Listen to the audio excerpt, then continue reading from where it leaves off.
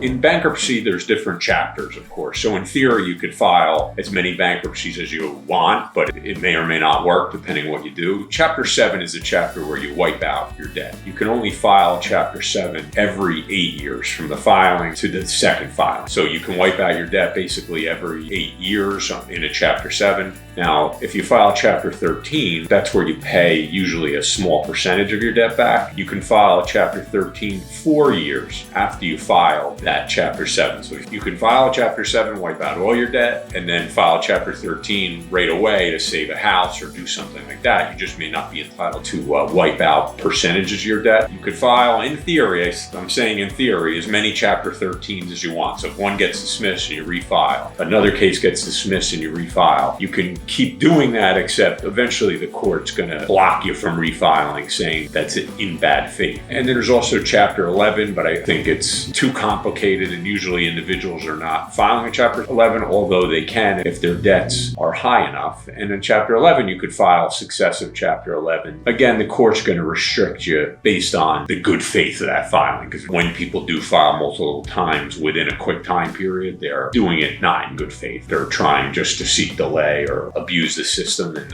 it's not meant for that.